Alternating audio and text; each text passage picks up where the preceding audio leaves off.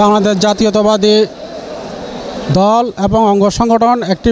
বিশাল একটা সংগঠন। বাংলাদেশ জাতীয়তাবাদী দল আজ দীর্ঘ 17 বছর যাবৎ বাংলাদেশে একটি অবাধ, সুষ্ঠু, নিরপেক্ষ নির্বাচনের জন্য, মানুষের কথা বলার অধিকারের জন্য,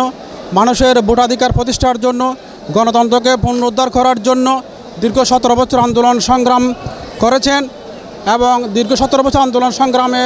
সংগ্রামের ফলপ্রসূ গত 5ই আগস্ট বাংলাদেশ নতুন রূপ নিয়েছে এবং আওয়ামী সরকার, স্বৈরাচারী হাসিনা সরকার দেশ পালাতে বাধ্য হয়েছে। শুধু শেখ হাসিনা নয়, এই পার্লামেন্টের 300 পার্লামেন্টের সদস্য এবং কাউন্সিলর, চেয়ারম্যান, উপজেলা মেম্বার, উপজেলা চেয়ারম্যান, উপজেলা মেয়র এবং সিটি কর্পোরেশনের মেয়র সহ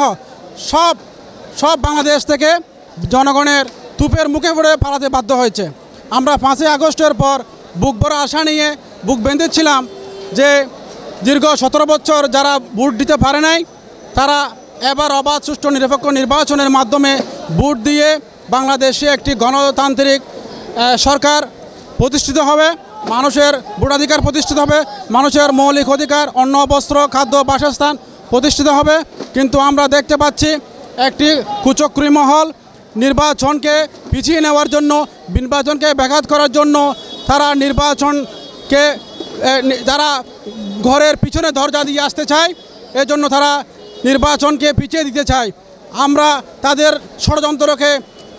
বাংলাদেশ জাতীয়তাবাদী যুবদল নস্যাৎ করে দিবে এবং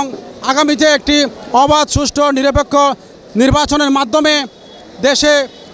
জাতীয়তাবাদী দল প্রতিষ্ঠিত না হওয়া পর্যন্ত আগামী 17ই জুলাইয়ের পর